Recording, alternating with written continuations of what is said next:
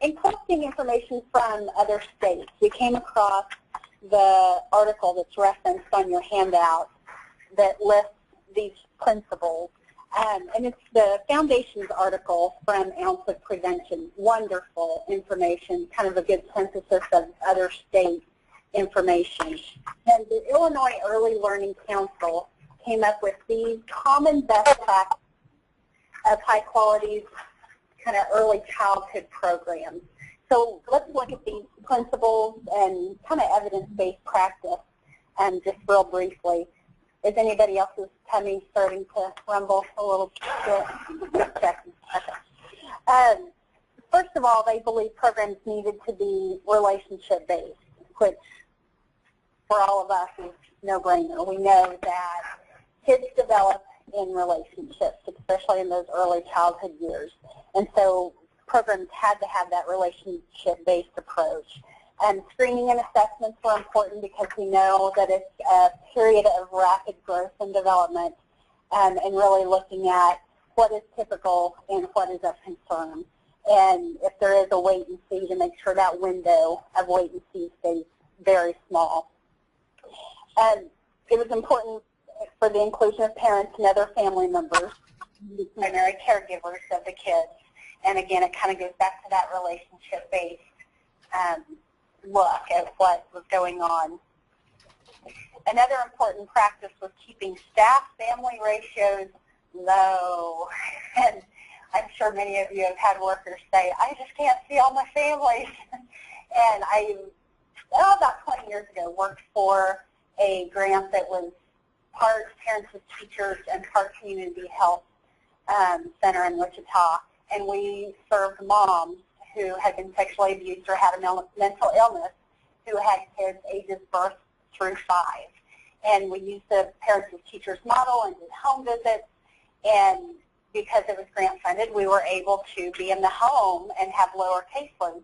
We were able to be in the home at least twice a month, if not weekly, if needed.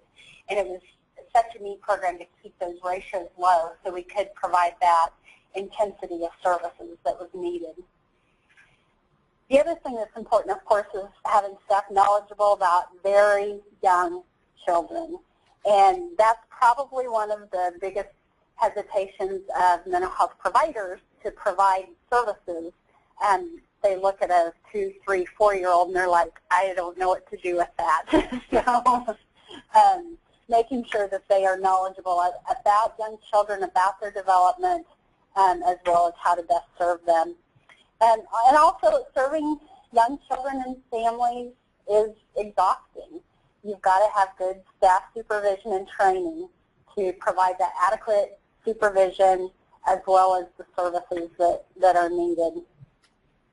And looking at multidisciplinary coordination, well, where'd Sarah go? It really kind of focuses on, it's similar to the primary coach, having, if you're going to have multiple providers involved with the family, making sure it's all coordinated so they don't have to fill out the same type of form over and over, but really coordinating all those different services. The next one is intensity of services, and like I said, sometimes families go through seasons, as we all know. They need more services occasionally, and then you can back off, and they might hit another road bump, and they need another intensity of services again. So really looking at what are the needs of the family, the changing needs. And then finally, transition planning, which again you all are well aware of, the importance of that handoff of the child and the family to the next service. And most recently I worked, at Rainbows United, and I had a caseload of very energetic 4- or 5-year-olds that were usually headed to kindergarten the next year, and we would always get releases and contact the next year's kindergarten teacher and say, if you need information, give us a call. And usually we would get a, oh no, we'll be fine, no problem.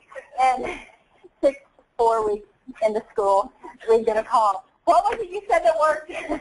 So making sure you have that good transition.